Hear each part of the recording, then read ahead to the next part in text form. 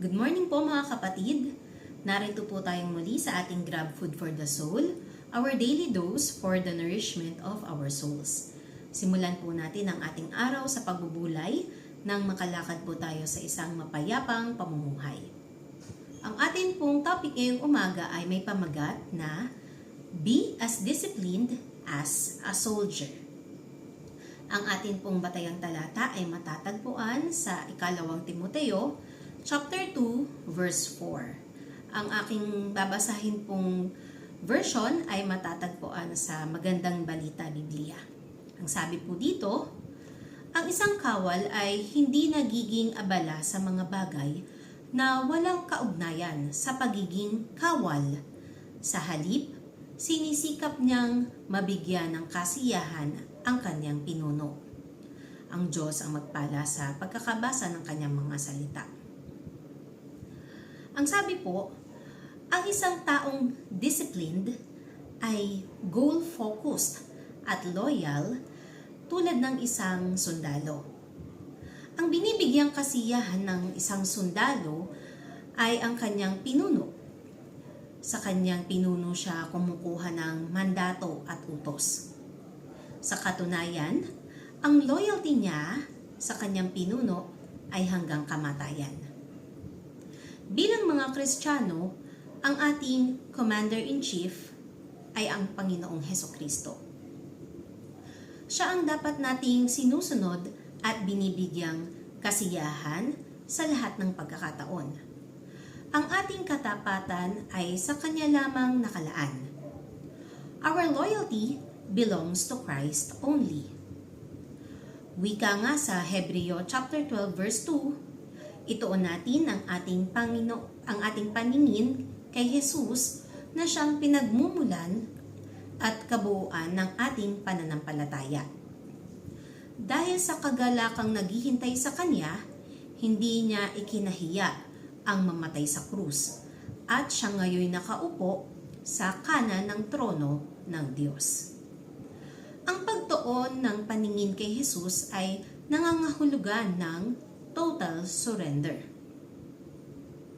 Sa Kanya nakasalalay ang ating pananampalataya, ang ating pinaniniwalaan, ang ating inaasahan.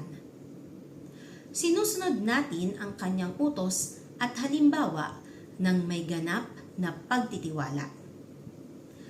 Naipakita ni Jesus ang isang disiplinadong buhay sapagkat natiis niya ang pansamantalang kahihiyan sa krus, kapalit ng panghabang panahong korona ng kapurihan. Ito ang ibig sabihin ng disiplina, ang kakayahang ipagpaliban ang present desire for future glory.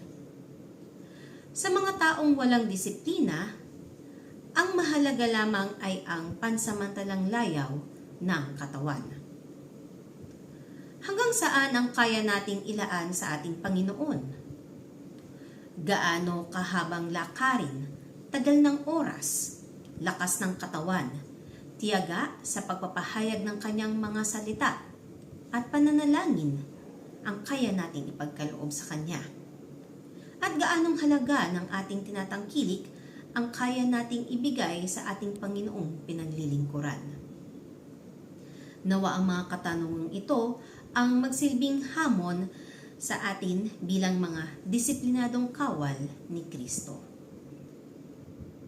Tayo po ay manalangin. Panginoong Diyos na makapangyarihan sa lahat, kami po ay nagpupuri at nagpapasalamat sa iyong dakilang pangalan. Salamat Panginoon sa kapayapaan at sa kapahingahan na amin pong naranasan at sa kalakasan na amin pong tinataglay ngayong umaga. Panginoon, dalangin namin na bigyan niyo po nawa kami ng kalakasan, ng katatagan, at ng puso na may pagnanais na patuloy na maglingkod sa iyo at magkaroon din kami nawa ng pagnanais na maging disiplinadong kawal para sa iyo. Nawa po Panginoon sa paglakad ng araw na ito, gabayan niyo po nawa kami sa lahat ng aming gagawin, lahat ng aming pupuntahan, at sa lahat po ng aming paplanuhin. Ikaw ang siyang manguna sa amin.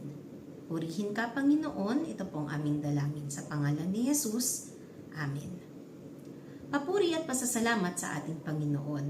Salamat po sa pagsama niyo po sa akin ngayong umaga.